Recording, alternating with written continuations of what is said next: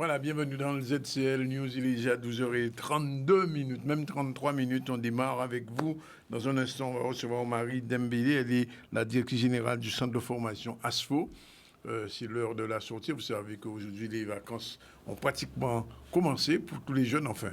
Pratiquement, depuis longtemps, ils sont en vacances, mais enfin, officiellement, c'était aujourd'hui le jour de vacances. On va recevoir un peu plus tard Marilène Ferdi dans la chronique ICC News, cinéma avec Guillaume Robillard. On aura un musicien aussi avec nous aujourd'hui, Victor Delvert. Il est revenu, auteur, compositeur, interprète, arrangeur, réalisateur, parolier, enfin il a tout. Il viendra, peut-être qu'il chantera, on ne sait jamais. Manexia Ortiteka, la chronique Une voix, une histoire, des images sera aussi avec nous. L'information, dans un instant, c'est le retour des Guada Boys après leur tournée, on veut dire, dans la Gold Cup. Bon, ça n'a pas été trop mauvais. Ils ont gagné 2 matchs, un nul et un perdu. Ils auraient pu être en quart de finale, mais finalement, ils ont raté le dernier match. Même pas le dernier match, le dernier quart d'heure du dernier match. Ils ont lâché la pression. Et là, regardez, Guatemala n'a pas joué avec eux. L'ouverture du festival de Goka aussi, ça y est, à Sainte-Anne, on a commencé avec du quadrille, c'était hier soir, et ça continue jusqu'au 14. Vous aurez l'occasion d'entendre parler, puisque Canal sera en direct dans ce festival de Goka. L'aquarium recueille deux nouvelles tortues marines.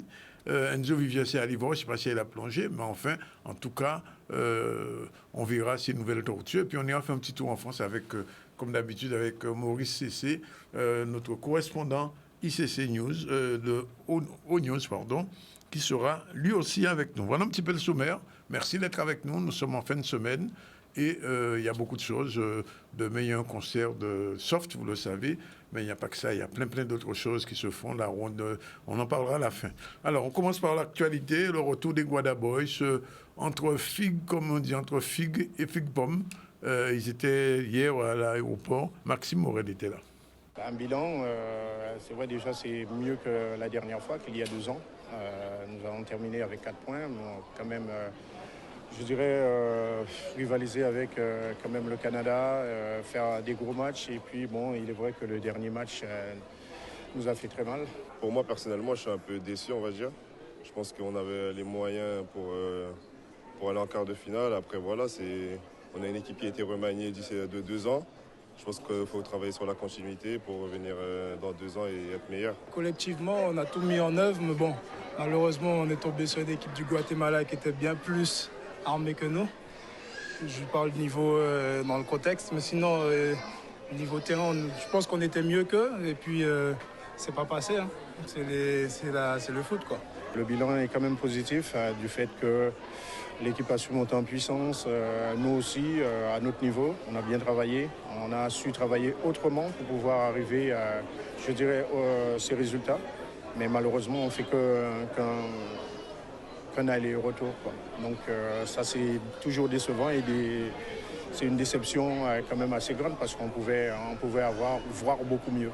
Ces types de matchs de haut niveau, ça se joue sur des détails et malheureusement, ça a été le cas sur le dernier match. Il est vrai qu'on aurait pu terminer avec un match nul sur le penalty, même voir avant de tuer le match, mais c'est comme ça aussi le foot de haut niveau. Il faut savoir ça et je pense que les joueurs sont conscients du travail qui nous reste à faire. Déjà, l'objectif premier, je pense que c'est la qualification en Ligue A.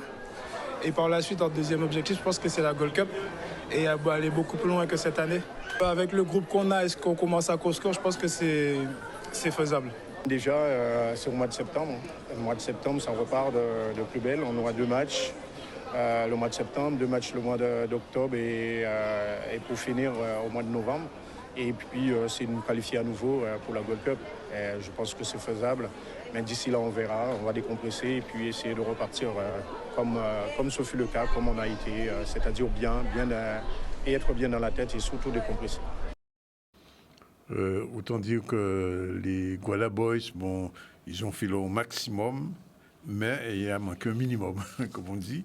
Et c'est malheureux parce qu'ils auraient pu être en quart de finale, effectivement, puisque quand on revoit un petit peu le match avec Guatemala, le Guatemala n'a pas été tellement supérieur aux Guada Boys. Le problème, ça a été ce penalty qui a été raté. Et aussi l'occasion qui a été donnée au Guatemala avec ce corner et puis la tête dans les buts. Bien, on va passer à autre chose, puisque, vous l'avez entendu, Jocelyn Ngouma a donné déjà rendez-vous en septembre pour les éliminatoires une fois de plus. Et l'équipe qui a été sur le terrain pendant ce tour, on va dire, n'a pas totalement déçu, puisqu'il y a eu de bons moments, le 4-1, le 2-2 face au Canada, face aussi à Antigua, donc 2 matchs gagnés, 1 nul, 1 perdu. Bon, le bilan n'est pas totalement négatif. On revient à notre pays, on quitte les Guadaboys, on va prendre les Guadaka, puisque c'est le festival de Goka qui a commencé, 36e édition. Vous savez, avec la pandémie, il y a 2 ans, le festival avait été un petit peu mis de côté. Et puis progressivement, les choses reprennent. Cette année, le festival est un petit peu dédié à son fondateur, Félix Cotellon. Félix Cotellon qui, depuis quelques années, on le sait maintenant, il est hors tout, mais il n'est pas mort, il est vivant. Et sa fille a repris le flambeau, et puis les organisateurs habituels ont repris aussi, ce qui fait que ce festival, il va se dérouler normalement, avec beaucoup de musique. D'ailleurs, je crois que c'est lundi, nous allons recevoir un groupe de Goka ici, et nous aurons l'occasion d'en reparler. Pour l'heure, on revient à l'ouverture de ce festival à Sainte-Anne, avec une musique très traditionnelle. C'est pas du Goka, mais la Guadeloupe, c'est pas un qui Goka, ni Biguine, ni Zouk, mais aussi ni quadrille. Et c'est donc Olivier Moradel qui était dans ces quadrilles-là hier soir. C'est un honneur, c'est un plaisir pour la communauté, pour la ville de Sainte-Anne, de recevoir en son sein cet événement culturel qui n'est plus guadeloupéen, qui a dépassé les rives de notre pays pour devenir carrément un événement, en tout cas au niveau caribéen, voire mondial. L'année-ci, c'est hommage à Félix Cotellon. Donc, nous avons un hommage à Félix Cotellon qui s'est fondateur à Festival Goka. On l'esprit déjà. Félix est un monde qui a essayé de réfléchir à tout le temps, il a cabéché. C'est on l'arrête, c'est-à-dire il prend un chemin et il trace un chemin. Et effectivement, il a toujours essayé de regarder plus loin. Donc, thématique là, ça c'est ça. C'est nous pas retourner derrière nous, mais c'est pour nous avancer plus loin, pour nous garder plus loin. Ce festival est issu des mobilisations, des combats menés dans les années 78-80 pour la culture guadeloupéenne, pour le pays Guadeloupe. Mon père, avant tout, avant d'avoir créé ce festival, c'est un militant politique, c'est un militant culturel. Et je pense que c'est de cela, en fait, que vient cette passion pour le Goka, pour la culture et surtout pour le développement de ce festival. Ce qui est important, c'est que ce festival draine déjà un public énorme, mais surtout un esprit, un idéal. C'est-à-dire que c'est véritablement un des pans de la réalité guadeloupéenne. Et les organisateurs ont su, année après année, inscrire l'événement dans un label véritablement de conscientisation. Début juin, on a fait une exposition photo des 20 ans de festival de photos de Laurent de Bonpuy. L'exposition, elle est ici au Centre culturel de Sainte-Anne et elle va être itinérante et elle va être accompagnée d'un livret que ceux qui veulent pourront acquérir pour qu'ils aient un souvenir avec eux du festival de Goka, avec des textes très poignants de personnes comme Hector Poulet, par exemple, qui nous a accompagnés ce soir pour l'ouverture. Il y a 45 photos, pour résumer une vingtaine d'années, c'est pas beaucoup, mais j'ai pris les moments les plus forts et puis aussi les personnes qui font le Goka depuis très longtemps. Il y en a même qui sont décédés. Donc voilà, c'était important que je montre toute cette continuité depuis des années et des années. Le festival s'appelle Festival Goka, mais il a l'ambition et il arrive, je pense, assez facilement et avec beaucoup de bonheur à embrasser toutes les musiques et pratiques culturelles de la Guadeloupe, que ce soit le maïolais, que ce soit effectivement le quadrille, qui ce soir démarre sur l'esplanade de la mairie de Sainte-Anne. On peut regretter un petit peu d'avoir pas entendu un petit son de quadrille dans ce reportage. On a entendu les spécialistes de ce festival parler un peu d'un festival qui reprend son ballon, et c'est tant mieux. En parlant de ça, il y a quelques années, on avait parlé d'une maison du Goka en Guadeloupe. On n'a pas de nouvelles. C'est le président de la région qui avait annoncé ça il y a quelques temps lors d'un festival de Goka. S. Casla, il y a eu bien sûr une première maison qui a été inaugurée il y a quelque temps, mais enfin à Sainte-Anne, on parlait d'une maison du Boca. 12h43, on continue. On part en France tout de suite. Les premières foulées, et là, c'est avec reportage de notre ami et correspondant à Paris du ZCL. Je vais parler de Maurice Cessé au News, qui régulièrement nous envoie des sujets Made in France, quelquefois Made in Paris. C'est parti, on regarde. Monsieur le délégué, c'est la première fois que vous assistez à ces 10 km ou pas? Oui, absolument. Je n'ai pas eu l'occasion par le passé, puisque c'était les années Covid. Donc, je suis très content d'être là pour la 27e édition de cette belle manifestation organisée par Accolade et son président Jacques Ambrosio, qui montre bien, encore une fois, l'excellence des associations ultramarines ici en Ile-de-France. Et que pensez-vous de tel événement organisé par un Antillais, une association antillaise? C'est exactement ce qu'il faut faire et refaire. Il y a beaucoup de monde, plus de 1000 participants, un beau village d'exposants, d'associations ultramarines, très bien organisé, et tout ça dans la bonne humeur et des belles performances sportives à la clé. En tant que délégué et président de la DOM, vous soutenez ce type de manifestation. Qu'est-ce que vous pourrez apporter comme concours justement aux associations qui organisent de telles manifestations? Écoutez, nous les soutenons depuis le ministère des Outre-mer. Le ministre Jean-François Carenco est très attaché à la culture, au sport et aux différentes manifestations de ce type. Donc nous sommes présents, que ce soit sur le volet financier, mais aussi en accompagnement global. Sur des sujets plus spécifiques, la DOM, par exemple, participe désormais à l'accompagnement des sportifs des Outre-mer vers la métropole pour faire des manifestations. Donc nous sommes bel et bien présents, à la fois physiquement, mais aussi tout au long de l'année sur différentes étapes de ce parcours associatif. Et vous êtes très sollicité à Paris par des associations ultramarines? Oui, évidemment, il y a beaucoup d'associations ultramarines qui font toutes de belles manifestations. Nous sommes présents autant que possible et aujourd'hui est évidemment une belle manifestation que j'ai plaisir à avoir donné le départ et de remettre les prix aux gagnants. Nous aurons tout à l'heure l'occasion de revenir sur le carnaval qui s'est déroulé là-bas, toujours avec Maurice Cessé. On prend une petite pause en attendant de recevoir dans un instant Marie Dembélé, la directrice générale du centre de formation ASFO en Guadeloupe. Elle va nous expliquer un peu tout ce qui va se passer dans ce centre dans les semaines pendant les vacances, mais surtout à la rentrée. À tout de suite, 12h45. Pause. Voilà, nous sommes revenus avec vous, il est 12h58. Nous allons recevoir dans l'ordre, nous l'avons dit, Madame Marie Dembélé, bonjour. Bonjour. La directrice de l'ASFO. Et puis tout de suite après, on aura la chronique CC News avec Marilène Ferdi, bonjour. Bonjour. Et M. Roubillard, auteur d'un ouvrage historique sur le cinéma antillais, entre guillemets. Bonjour et merci. Bon, voilà. Alors, tout de suite, on va parler de l'ASFO. Alors, je pensais qu'aujourd'hui, les vacances officielles commencent dans les établissements scolaires. À l'ASFO, ça continue? À l'ASFO, ça continue. Ça ne s'arrête jamais. En tout cas, pour les administratifs.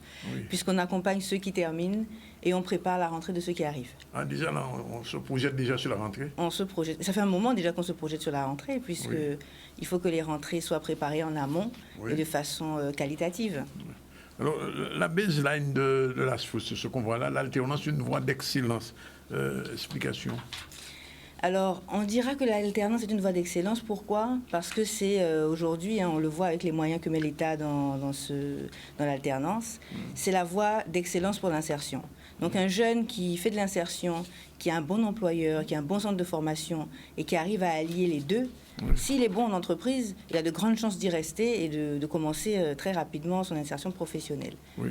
Donc ça, c'est des choses qui sont... S'il est bon en entreprise. S'il est bon en entreprise, c'est-à-dire que si avec l'employeur ça match, c'est-à-dire oui. Que s'il s'y retrouve, comme dans n'importe quel recrutement, hein, c'est-à-dire oui, que s'il fait l'affaire, comme on dit. Oui. Et nous, notre rôle, c'est de faire en sorte d'accompagner ces jeunes pour aller vers ce dont l'entreprise a besoin pour faire avancer son business, comme on dit. Cela dit, l'offre d'alternance, l'offre de formation de l'ASFO s'est élargie au fil des temps. Oui, l'offre s'est élargie. Il y a toujours une base de métiers support et historique. Hein. Oui. Mais l'offre s'est élargie de façon à pouvoir être en phase autant que possible avec l'évolution des besoins du marché. Donc on a nos formations historiques, comme on dit, des BTS, des licences, et puis de plus en plus on va vers des formations sur des secteurs de niche, comme le rhum, le bachelor rhum et spiritueux, le master en commerce international, qui ne va pas forcément concerner toutes les entreprises, mais qui répond néanmoins à un besoin important. Oui. Et par exemple, est-ce que les jeunes formés à l'ASFO, Ils sont suivis, je veux dire, qu'est-ce qu'ils deviennent après? Alors, nous réalisons ce qu'on appelle des enquêtes d'insertion. Oui. Et en moyenne, on dira que nos jeunes, à 85%, sont insérés.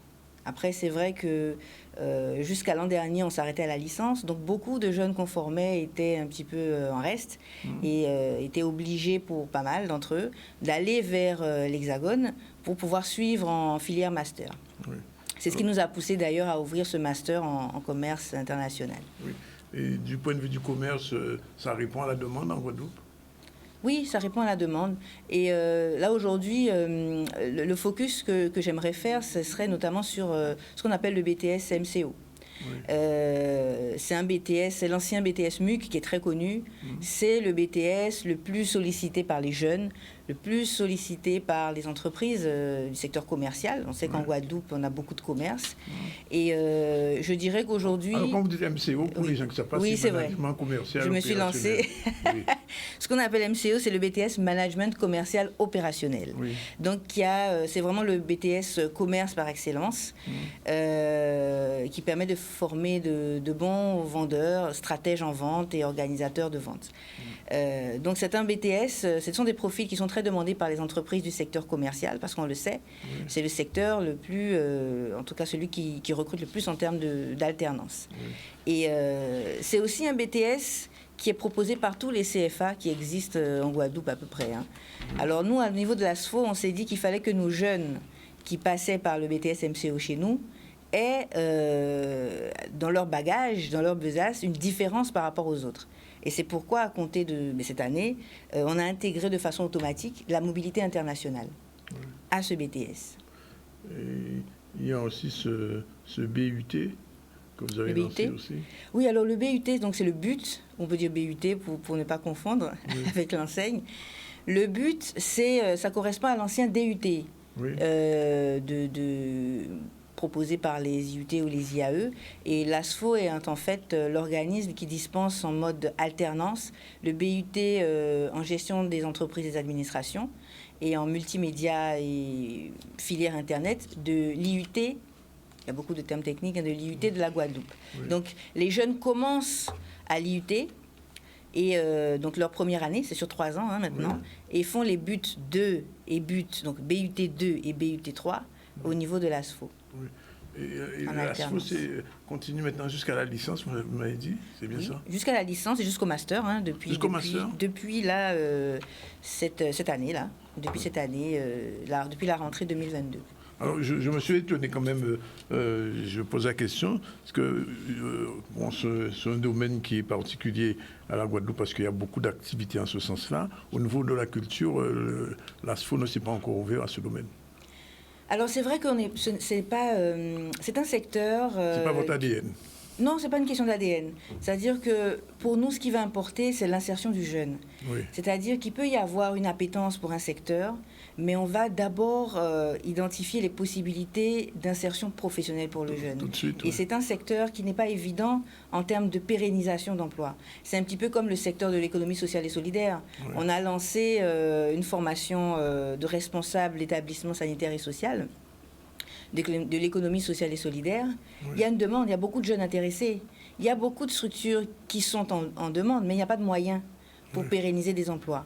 Donc, nous, on prend le risque, parce qu'on se donne aussi une mission de service pour le territoire, en tant qu'association. On a un statut associatif. Donc, on se permet, entre guillemets, d'apporter des solutions et de voir comment ça prend. Et lorsqu'il y a des difficultés d'insertion pour les jeunes, on n'a pas le choix, on n'y va pas. Donc, le commerce est beaucoup plus rentable, c'est bien le cas de le dire. Alors, je dirais que le commerce, il y a beaucoup plus de structures commerciales et qui ont davantage de solidité pour permettre une poursuite de carrière. C'est un petit peu ça. Au niveau de la culture, il faudrait qu'il y ait vraiment une structuration du secteur. Nous, comment est-ce qu'on fonctionne? C'est un petit peu comme avec le Rhum. Il faut qu'on puisse travailler avec les acteurs du secteur culturel qui sont beaucoup plus connaisseurs de leurs besoins que nous. Et en fonction, on propose une offre. On met en place ce qu'est notre métier. Il n'y a pas encore cet échange. Et nous, on est complètement ouverts. Oui, je vous dis ça parce qu'on a un responsable audiovisuel qui est là. une dame aussi qui s'occupe de l'audiovisuel. J'aurais bien envie qu'elle dise un petit peu par rapport à ce qui a été dit. Je veux déjà vous remercier parce que vous nous avez envoyé une lettre de soutien. Donc ça montre que vous vous intéressez à la problématique de la culture. Alors, ce que je vais ajouter par rapport à vous avez répondu à la façon dont la question vous avait été posée. Je n'ai pas été surprise de votre réponse. D'accord. Mais par contre, je tiens à dire que vous soutenez l'industrie culturelle et créative. C'est-à-dire, c'est d'aborder la culture d'un point de vue économique. Et là, par contre, je vous rejoins quand on aborde les choses d'un point de vue économique. Et c'est pour ça qu'on va commencer déjà par faire une étude de besoins en termes d'emploi, de formation et de compétences. Mais c'est vrai que poser la question, est-ce que vous vous intéressez au métier, à la culture, forcément la réponse pourrait être dire, ben oui, mais bon, c'est assez vague. Voilà. Mais dans les industries culturelles et créatives, où nous, on a commencé par se dire, il faut qu'on ait plus d'informations, qu'on ait des chiffres, qu'on sache exactement ce que ça représente, qu'on ait une réflexion, mais pas que sur la Guadeloupe, puisqu'on a demandé à ce que cette étude soit ouverte aussi sur la Martinique et sur la Caraïbe, puisqu'on est dans un territoire où il y a une coopération qui se fait naturellement depuis tantôt. Et donc, j'espère qu'avec ça, et les membres du consortium qui ont adhéré à cette étude, ça va permettre, pourquoi pas, de faire bouger les lignes. Et puisque vous avez déjà l'IUT-MMI, vous avez le bachelor MMI. Tout à fait, qui est une petite, MMI. voilà, qui commence à être une ouverture dans ce champ-là. Exactement. Et je ne pense pas que ce soit M. Robillard qui nous dira le contraire. Absolument, je ne dirais pas le contraire. Oui, exactement, il faut pouvoir identifier, parce qu'il n'y a rien de pire quand même que de donner de l'espoir à des jeunes, de leur faire prendre plaisir à apprendre des choses et qui voient qu'en bout de course, il n'y a pas de perspective. Donc nous, notre rôle, c'est la formation, c'est l'insertion des jeunes. Donc dès lors qu'il y a une étude faite à ce niveau-là, et on est complètement preneur pour mener aussi la phase de réflexion en amont. On n'attend pas forcément qu'on nous dise c'est tel métier et c'est tel temps de jeunes, etc. Mais il faut qu'il y ait cette démarche-là. Bon, le mot est pris. Alors, on est en période de vacances, entre guillemets, mais les jeunes qui ont un bac plus 2 ou bien qui ont un bac simplement, qu'est-ce qu'on peut leur proposer, qu'est-ce qu'on peut leur dire en ce moment pour la rentrée? Alors aujourd'hui, comme je vous l'ai dit, on est vraiment organisé en termes de filière. Donc beaucoup de jeunes qui commencent chez nous après le bac s'orientent naturellement vers des licences, etc. Là aujourd'hui, le message à porter, en tout cas, c'est pour les jeunes bacheliers qui se demandent, donc qui ont eu le résultat il y a peu, et qui se demandent de quoi faire, qui sont intéressés par les métiers du commerce et qui voient en effet ce BTS qui attire tous les jeunes qui ont cette appétence-là.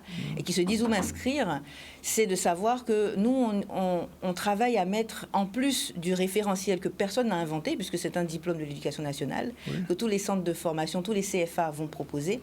Et donc, on s'est dit, nous, plus ils sont nombreux à arriver sur le marché du travail avec ce diplôme-là, il faut quand même que les nôtres puissent se différencier.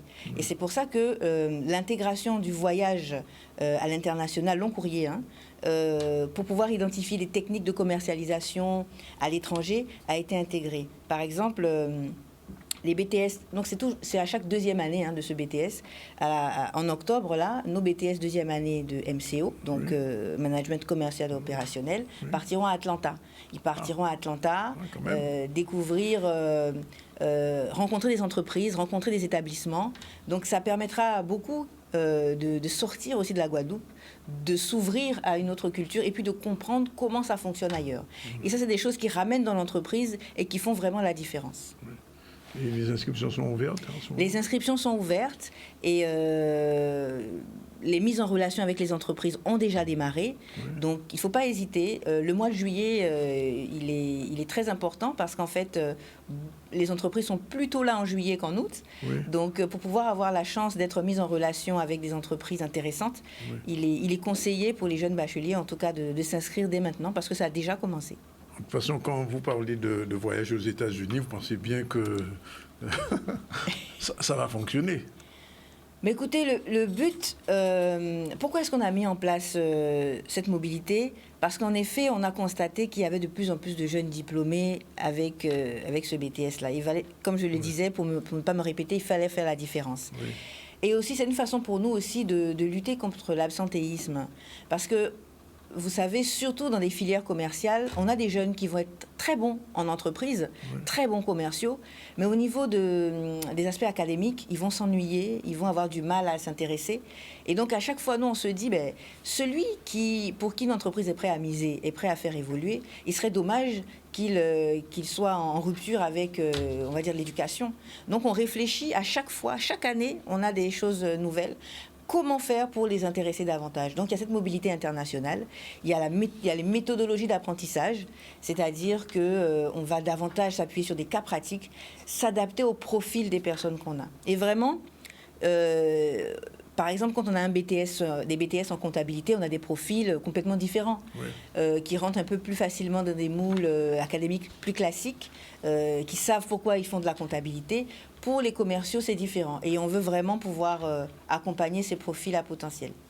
Une dernière chose, la formation de bachelor avec le marketing Rome, ça a bien fonctionné pendant la route du Rhum?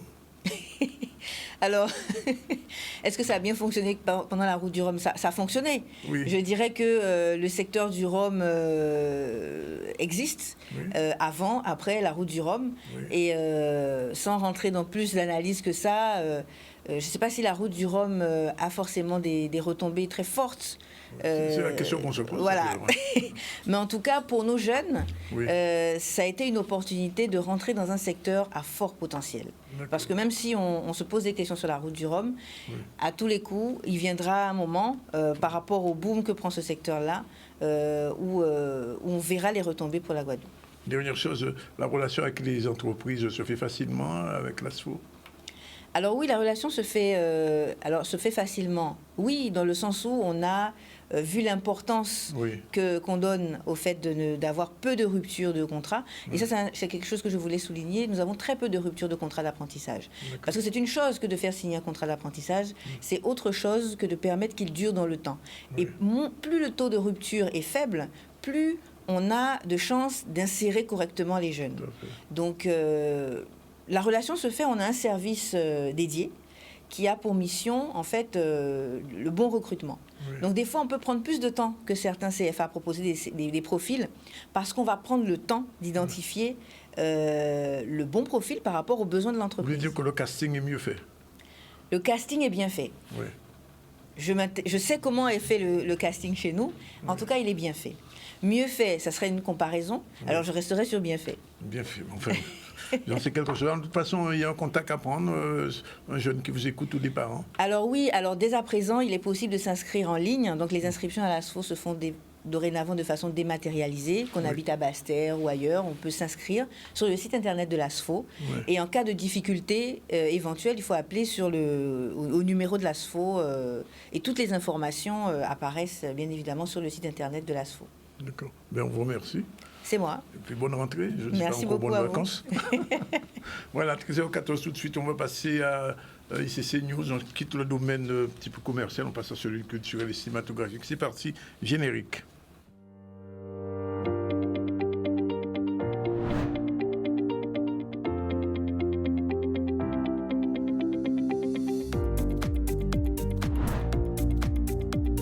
La chronique culture et cinéma news, c'est tous les vendredis à 13h dans le ZCL.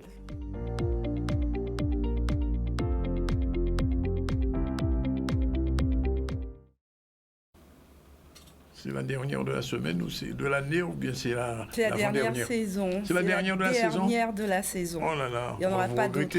On va vous regretter. Non, pas du tout. Je pense que pour tout le monde, enfin, comme tous les Guadeloupéens, on arrive en fin d'année, n'est-ce pas? En fin de saison, pas en fin d'année. On arrive en fin d'année scolaire. Là, je parle à tous ceux qui travaillent dans le milieu de la formation continue, la formation initiale.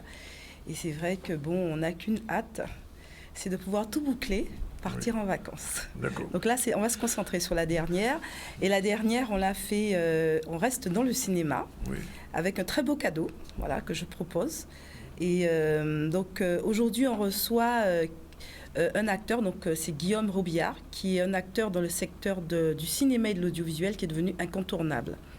Alors, qui est Guillaume Robillard? Donc déjà, c'est un Guadeloupéen et qui est docteur en cinéma, qui a soutenu une thèse sur le cinéma antillais à Paris 1, Panthéon-Sorbonne, qui est chargé de cours à Paris 1 Panthéon-Sorbonne, ainsi qu'à l'Université des Antilles.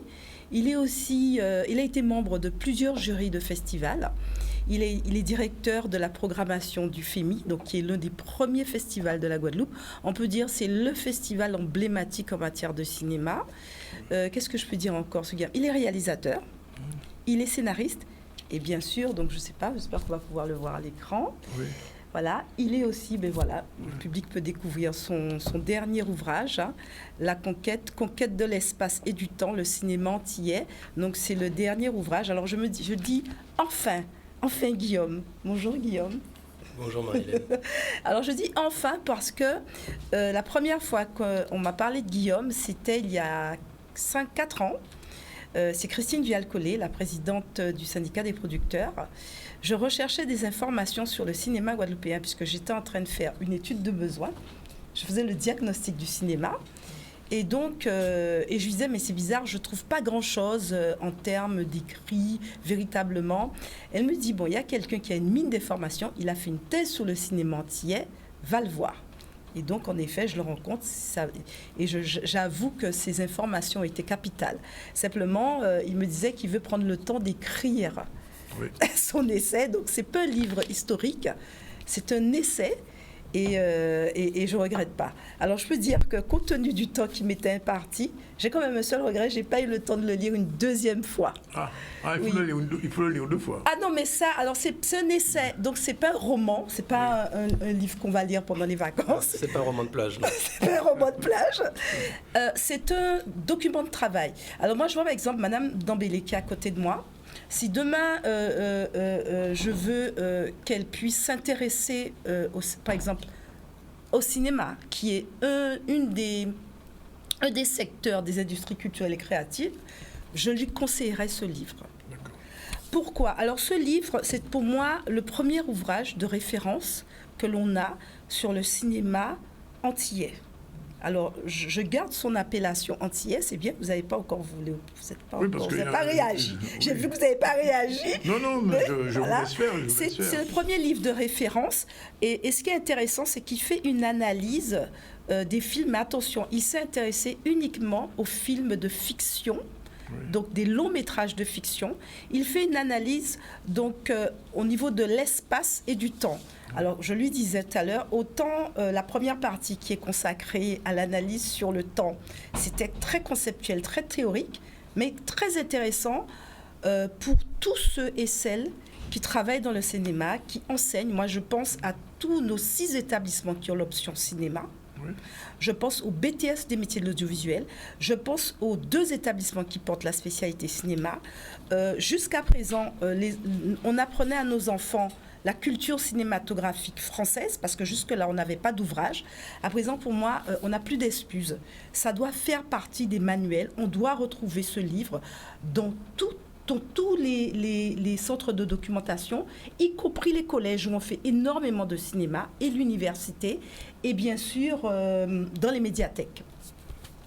Alors, la première question que je vais poser à Guillaume, c'est pourquoi avoir choisi, qu'est-ce qu'il entend déjà par le cinéma antillais ?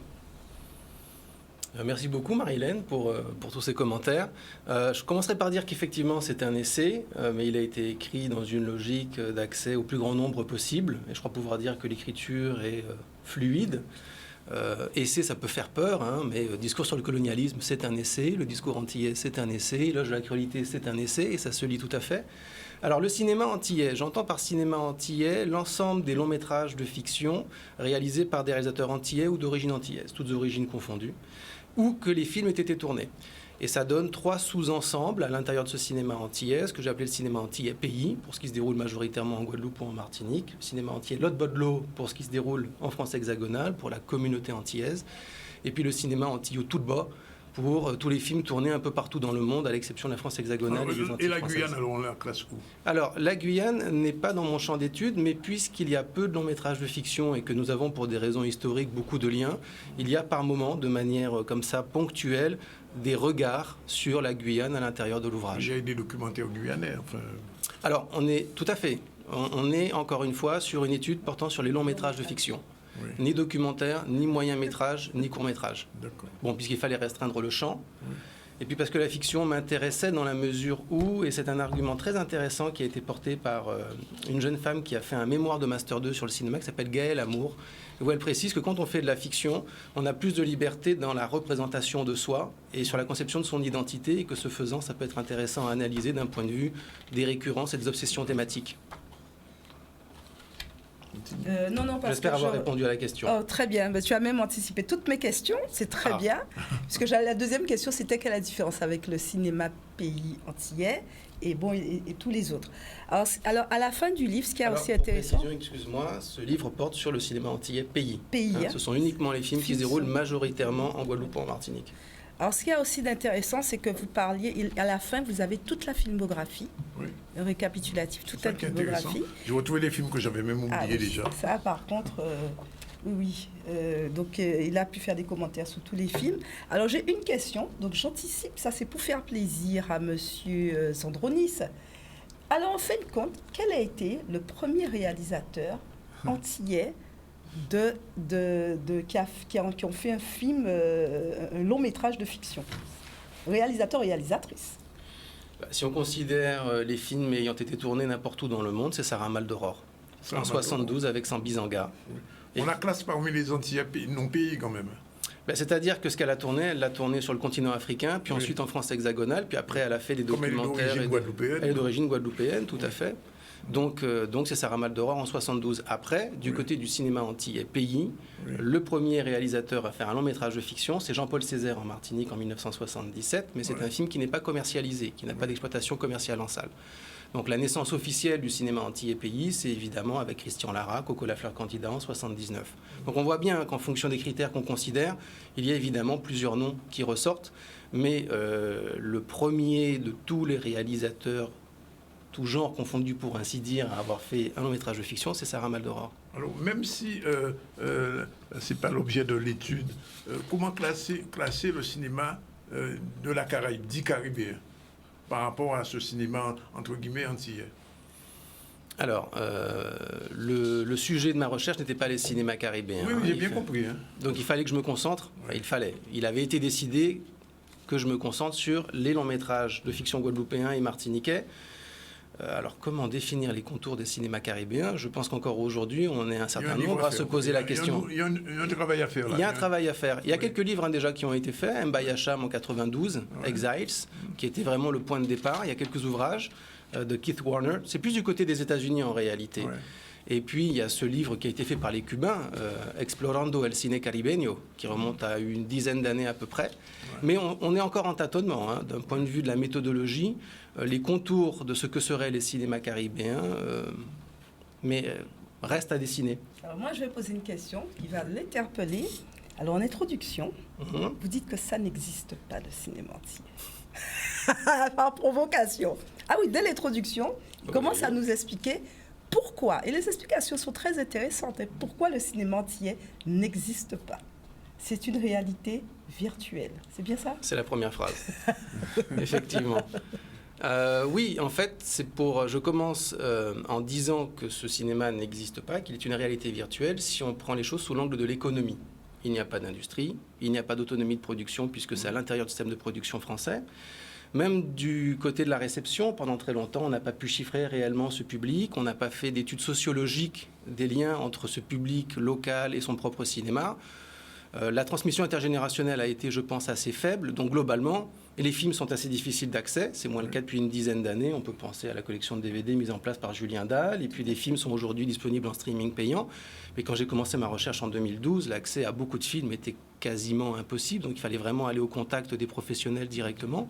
Un véritable cluedo, ça m'a pris des années. C'était quelque chose d'assez phénoménal. Donc, sous cet angle-là, ce cinéma entier n'existe pas. Par contre, il existerait si on l'approche sous l'angle de l'analyse du contenu, au niveau thématique, narratif, dramatique, des personnages, etc. Et si on observe une cohésion d'ensemble, eh bien, de cet ensemble, de ce corpus de films, et ce livre tend à démontrer qu'il y a une très très grande cohésion, quels que soient les réalisateurs de ces films. Alors, merci. La partie que j'ai beaucoup aimée, et que j'invite tout le monde à lire. Pour la pause, on se retrouve tout à l'heure, tout de suite après. Gardez la question au frigidaire, comme on dit, et on la réchauffe tout de suite après la pause. Il est tout 13h25. Voilà, 13h31. Tous nos invités sont là. On va commencer par les femmes, comme toujours. Manick, bonjour. Bonjour Danick. On parlera de quoi tout à l'heure? On parlera du recueil des contes du flamboyant de Quincy Gaines. Quincy Gaines. Et puis, notre musicien international, Monsieur Delbert, bonjour. Bonjour. Son album Gadeo va sortir. Il est déjà sorti, pratiquement? Oui, c'est sorti. Oui, et il est venu accueillir son musicien. On va écouter un petit peu de musique. Mais avant, on revient au cinéma avec Guillaume Aubiard et Marilyn Ferdi. Guillaume Aubiard qui a sorti un ouvrage sur le cinéma. On le disait tout à l'heure, c'est un ouvrage essentiel, important et nécessaire aussi, je le dis, parce que personnellement, en le lisant, j'ai revu des tas de choses que j'avais oubliées du cinéma guadeloupéen même, et martiniquais aussi. Alors on va dire le cinéma antillais en termes de la conquête de l'espace et du temps. Alors la particularité, c'est l'un des premiers essais qui est aussi accessible en termes de lecture. Et vraiment, vous pourrez découvrir qu'il y a énormément d'images. C'est très surprenant, plus qu'un effort quand même. Hein. On a des photos, énormément d'images, d'extraits, donc des photos prises dans le film qui sont des photos inédites, des fois de vieux films. Alors moi, j'aimerais qu'on revienne sur la partie concernant, que j'ai adorée, c'est la partie sur l'espace. Pourquoi j'ai apprécié cette partie? Je pense que tous les Guadeloupéens et les Martiniquais vont l'apprécier, et ceux d'ailleurs, c'est que ça nous permet d'avoir un regard sur comment les professionnels, les cinéastes, se sont appropriés nos espaces. Ça peut être la plage, le champ de Cannes, la montagne, mais en lien avec notre histoire. Oui. Et donc, c'est ça. J'aimerais que Guillaume nous explique comment cette évolution s'est faite concernant l'espace. Par exemple, le champ de Cannes. Pourquoi, à un certain moment, on voyait que les cinéastes avaient un problème avec la plage? Il y avait une certaine distance avec la plage. Alors, comment s'est fait cette appropriation de l'espace? Alors, beaucoup de questions dans cette question. Je vais commencer par dire que je rappelle qu'il y a eu quelques ouvrages de référence sur ce cinéma avant moi. J'ai envie de citer, et c'est très important, Osange Silou, première historienne de ce cinéma, en 91, le cinéma dans la diaspora africaine, les Antilles françaises. Le livre de Paul Rosé-Lequim sur l'économie des cinémas caribéens en 2003. Et puis, il y a peu de temps, Liliane Salcède, avec son livre Les Lumières de l'ombre, qui, traitant des cinémas noirs, parle également du cinéma antillais. Par contre, c'est effectivement le premier livre traitant intégralement de ce cinéma depuis le livre d'Osange Silou. C'est l'une des raisons pour lesquelles j'ai fait cette recherche universitaire et ensuite ce livre. Pour répondre à la question sur l'espace, en fait, le point de départ de ma recherche et de l'écriture de ce livre par la suite, c'était effectivement l'espace. Pourquoi? Très simplement, je suis réalisateur depuis plusieurs années et puis il y a maintenant quelques années, je ne dirais pas combien, lorsque je commence mes premiers projets, j'ai le souhait d'éviter ce qu'on appelle l'esthétique de la carte postale. Si je filme une plage, comment est-ce que je la filme? Est-ce que je dois la filmer? Est-ce que je dois l'éviter? Si je filme une rivière, comment fais-je? Etc. Et donc, je réfléchis à tout ça. Je rencontre l'œuvre d'Édouard Glissant, évidemment, au sein de laquelle le paysage est extrêmement... cette question est extrêmement importante dans cette œuvre. Et puis, finalement, ça va être, je dirais, le départ de feu du souhait d'étudier ce cinéma sous cet angle-là. Je me suis demandé si les réalisateurs de ce cinéma avaient réussi à éviter cette esthétique de la carte postale et finalement, s'ils avaient pu développer une esthétique qui soit propre à cette production cinématographique.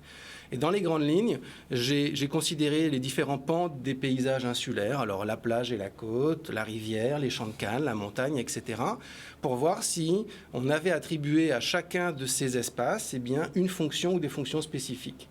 Et dans les grandes lignes, il y a un réel processus de détouristisation et de désexotisation de ces paysages, en tout cas des débuts du cinéma antillais pays jusque vers 2010.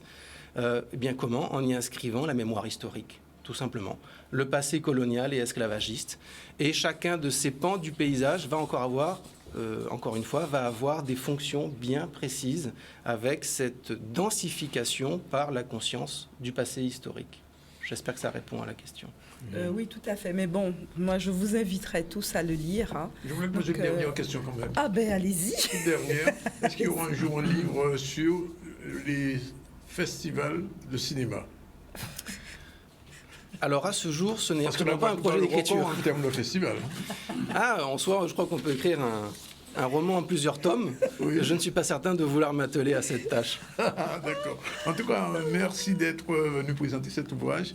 Merci à vous. Je rappelle, est très important. Et Marilène l'a dit qu'on devrait retrouver dans les établissements scolaires. Depuis le collège et lycée, les enseignements. Parce que c'est un ouvrage quand même qui a une base importante. Comme on dit, c'est un database.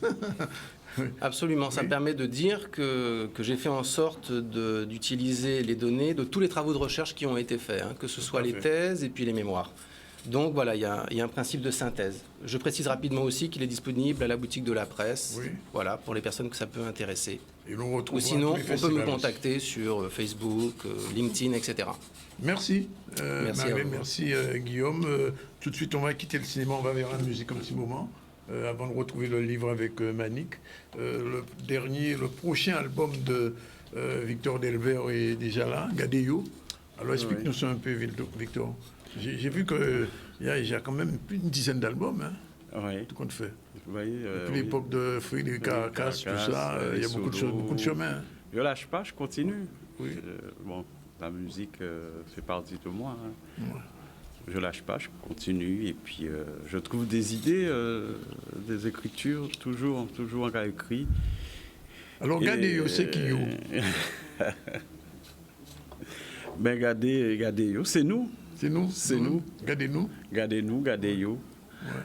Nous là tout innocemment, quoi. Et nous l'habitant dans la question qui n'a pas de réponse. Mais réponse là, dans question là, le plus souvent. Il y a des questions là, on va imaginer.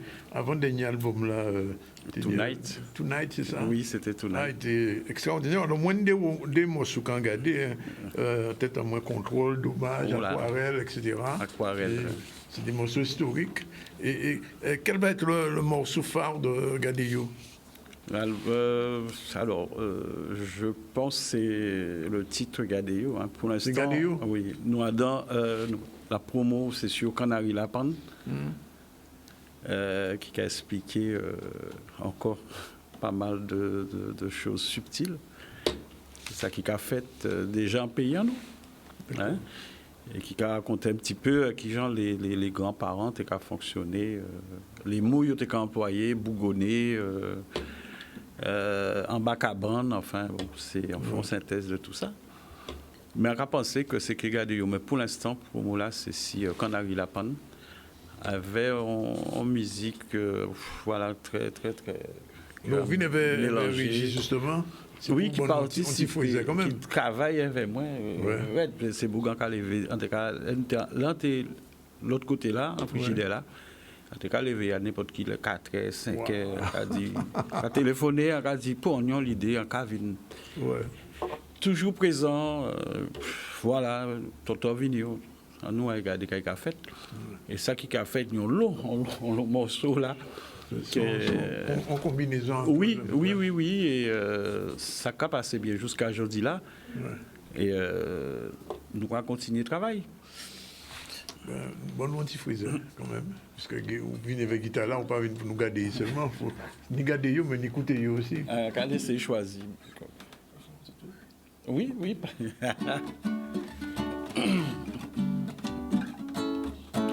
Au soit là, moi décidé de conquérir Kéao. Oui. Trop longtemps qu'à négliger. Puis près, senti chaleur. Oui, guada, au soit là, doudou. Nous là pour nous, puis nous, au soit là, doudou. Ou effacer douleur, au soit là, doudou. Moi là pour faire sourire, au soit là, chérie. Nous là pour enrichir, soit là. Pas de tristesse, pas de souffrance. Moi, je finis un métier assis, tout rivage guada. À d'enfants, à tête nous là pour nous aimer, nous sommes là pour effacer douleur. Moi là pour faire toujours.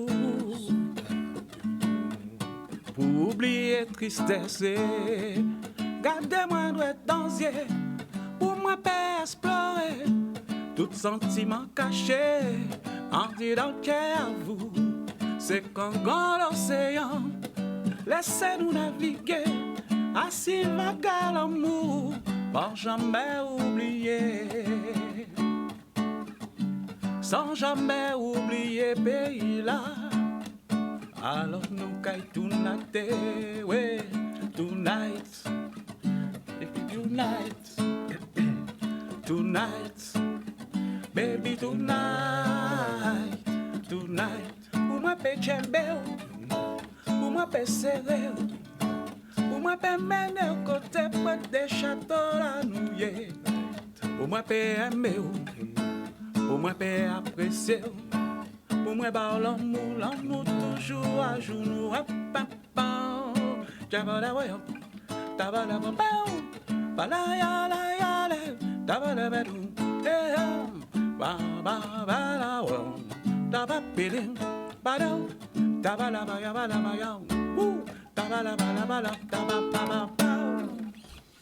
Merci. Très bon. Merci. Nous avons l'occasion de voir pendant les vacances là? Oui. Ça prévu? Déjà, comment? Ça prévu déjà? Oui, c'est prévu. C'est prévu. La Martinique. La Martinique. Après un super live qui est fait à la matin, au cercle. Et après, donc, revenir en Guadeloupe pour faire un concert avec le groupe Champagne, enfin, voilà. Ah, ben Frédéric aussi, alors? Oui, alors, on va signaler les albums Gadeo, Frédéric Caracas. C'est vrai que à la construction des titres, il pas là, parce qu'on était en bas là. Ouais. Mais il y a là et ça a fait plaisir que Frédéric Caracas à la base. Ça, vous avez commencé ensemble. Ben, tout à fait. Hein. Et ça a signalé aussi qu'elle est entrée dans le groupe Champagne, c'était en grande école. On était jeune petit bourg-à-poto, bien connaître. Ouais. Moi, pendant l'eau dans le groupe Champagne, et on a dit merci. Merci. Donc, nous avons l'occasion de retrouver tout à l'heure. On quitte la musique, on revient au livre avec Manik. Bonjour. Bonjour.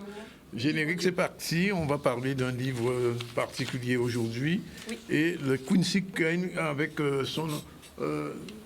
son générique. C'est parti.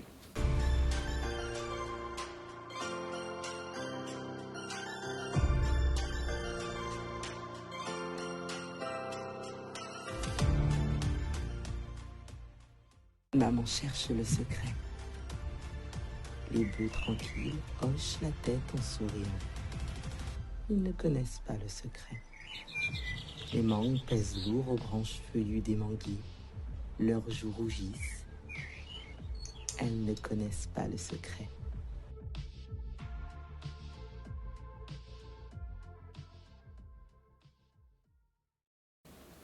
Quincy Keane, je le connais, mais sans trop le connaître. Alors, je te fais l'honneur de me présenter. Oui, alors Quincy Keane, comme il aime à se présenter lorsqu'il est en animation avec les enfants ou même les adultes, hein, c'est le monsieur en heure. Donc, illustrateur, narrateur, chanteur, auteur, compositeur. Oui, il est chanteur aussi, tout à fait. D'ailleurs, il avait un showcase hier soir au comptoir des vins. Donc il est en Guadeloupe, puisque normalement Quincy réside sur Montpellier. Mais c'est vrai qu'il prend plaisir, en tout cas à chaque fois, à revenir sur la Guadeloupe et à parler de la Guadeloupe à travers ses différents ouvrages. Donc il s'est lancé dans un nouveau genre, puisqu'il avait déjà signé avec les éditions Jazor et les éditions d'Aigmaron, dans une écriture assez particulière, qui est des contes terrifiants. Voilà, il a voulu se plonger un petit peu dans l'horreur et ça va être l'occasion pour nous donc d'écouter un extrait puisque c'est les contes du flamboyant et sous ce très joli nom, ce sont des contes, comme il le dit, des contes terrifiants pour enfants turbulents. Mais je ne le catégorise pas en conte pour enfants. Hein.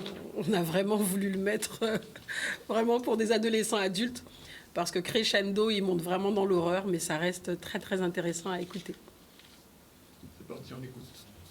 Yécri, yécra, yé mysticri, yé mystica. Est-ce que la cour dort? Non, la cour ne dort pas. Bienvenue dans les contes du flamboyant. Je m'appelle Quincy Keane et voici un nouveau conte terrifiant pour enfants turbulents. Il y avait dans la commune du Moule non loin de l'habitation Zévalos, une femme qui vivait seule. Sa maison était reconnaissable entre mille car c'était la seule maison rouge du voisinage. Cette femme avait beau être seule, elle avait pourtant toujours l'air de converser avec quelqu'un. Mais comme les gens qui passaient devant sa maison ne voyaient qu'une vieille femme parlant toute seule, il lui avait très vite trouvé un surnom. Tous l'appelaient la folle du moule. Un beau jour du mois de mai, une bande de jeunes garçons de nature taquine, désodiés, comme on dit par chez nous, passaient en chahutant devant la maison. Ils aperçurent la vieille femme conversant toute seule, comme à son habitude, sur sa véranda. C'est alors que le plus petit mâle de la bande se mit à hurler. « Eh, femme folle, ou pas voir pour ces pieds bois là au capalé? Pas ni pour mon neveu, rentrer à Kazao. » Ce qu'on pourrait traduire par « Eh, la folle, tu vois pas que tu parles aux arbres? Il n'y a personne à côté de toi. Rentre chez toi. » À ces mots, la folle du moule fixa le jeune garçon avec un regard démoniaque. Ce dernier se figea net. Le ciel devint rouge sang et les nuages noirs comme du charbon. Impossible pour le garçon de bouger. C'est alors qu'il hurla de douleur, un cri à déchirer l'horizon, car peu à peu, ses membres s'arrachèrent, comme si des crocs invisibles les déchiquetaient. Alors que son sang maculait la pelouse et qu'il hurlait de douleur, le jeune garçon s'enfonça dans le sol et disparut. Les autres membres de la bande ne se firent pas prier pour détaler à toute vitesse. Les garçons qui avaient survécu ne dirent à personne ce qu'ils avaient vu. Qui les croirait de toute façon? Quant à la folle du moule, on peut toujours l'apercevoir devant sa maison rouge. Certains racontent que sa maison doit sa couleur rouge au sang de ses victimes. D'autres ont juré que tous les ans, au mois de mai, on pouvait encore entendre les... Alors, d'après ce que je comprends, ce livre de 25 minutes, c'est ça? C'est ça, tout à fait. C'est un podcast, en fait. Hein. C'est un podcast, mais en fait, ce qui est important de souligner, c'est-à-dire que quand on veut faire peur, parce que les enfants aiment se faire peur, on va toujours utiliser le loup, le loup-garou, enfin des choses qui ne correspondent pas à notre univers.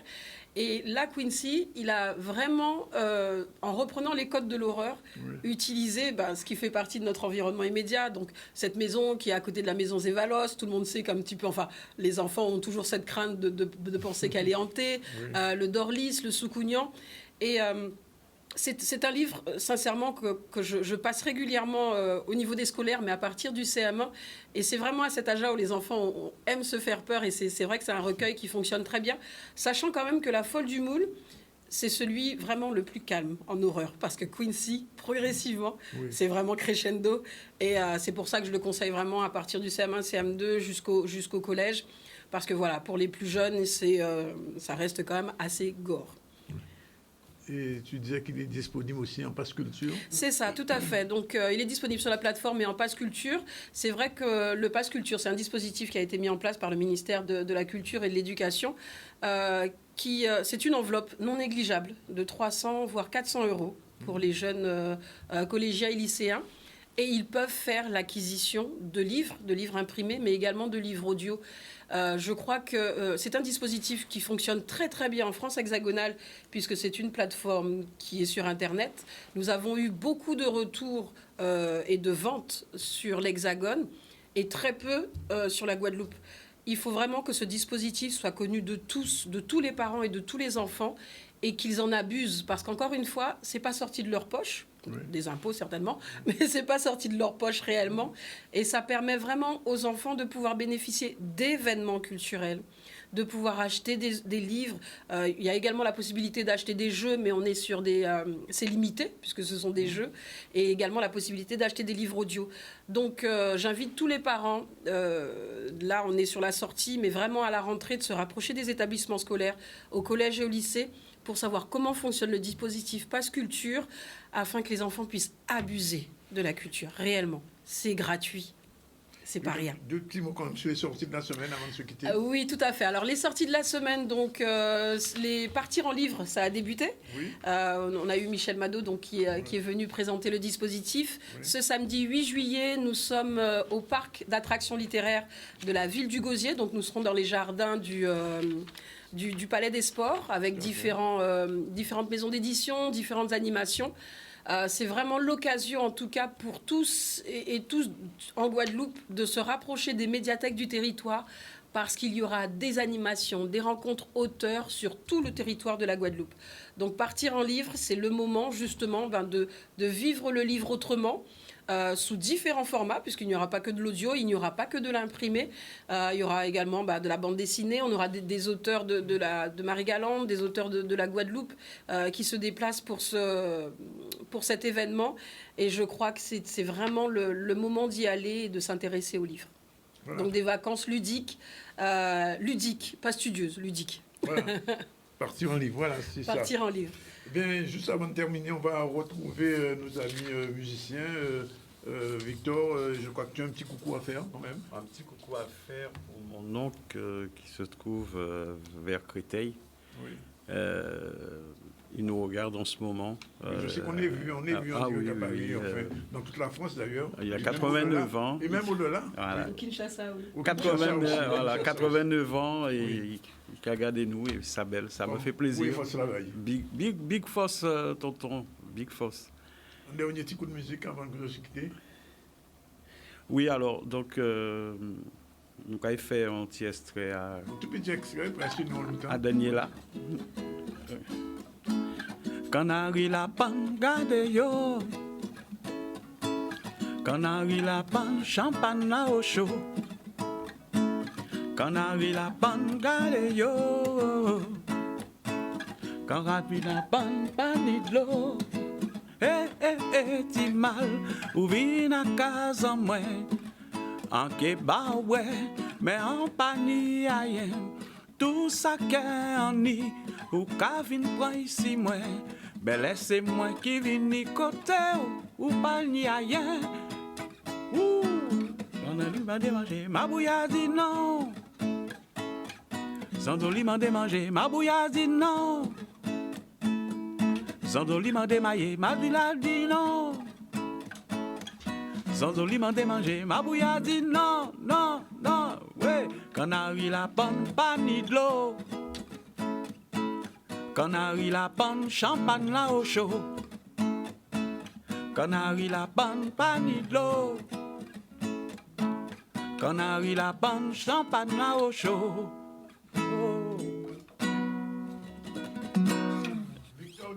Direct dans le CCL News avec Gadeyo, son dernier album qui vient de sortir. Je rappelle très rapidement qu'on a reçu aujourd'hui Madame Marie Dembélé de l'ASFO, avec elle nous précise que la rentrée se fait le 22 août à l'ASFO. Les étudiants alors, ont moins vacances pour profiter rapidement. Ensuite, on a reçu Marilène Ferdier, Guillaume Roubillard pour son livre Sous l'espace et le temps dans le cinéma antillais. Victor Delvaux qui est encore là avec Régis. Et Manique Siartika, comme chaque semaine, elle nous a présenté un ouvrage. Je rappelle cet ouvrage important qui s'appelle Le Conte du Flamboyant. C'est un podcast. Et puis elle nous a parlé du pass culture qu'il faut profiter pour permettre aux enfants de pouvoir profiter de la culture, aussi bien du cinéma, de l'achat de livres et de l'audio. Et puis c'est le parti en livre qui se fait toute cette semaine. Et un dernier mot, vraiment le dernier mot, la ronde danse aussi, qui se fait cette semaine aussi avec Lena Blue, du 3 au 29 juillet. Nous aurons l'occasion d'y revenir. De toute façon, le festival de Goka a commencé, on en a parlé. Et on va recevoir un groupe de Goka lundi. Donc, ces jours-là, ça, Benoît, dans la musique, là, tout partout. Voilà. Merci en tout cas. Merci, Victor. Oui, merci aussi, Régis. Merci, Manika. Oui, mais volontiers, pas ni bon problème. Et merci aussi à la réalisation qui est toujours parfaite le vendredi, pas seulement le vendredi. Il y a bon, les autres jours aussi. Mais le vendredi, bon, parce qu'il y a beaucoup de choses le vendredi, mais ça se passe bien. Voilà. 13h56. On vous dit bon week-end. Faites attention sur les routes. Et puis, nous allons continuer avec eux. On se retrouve lundi. Bye bye.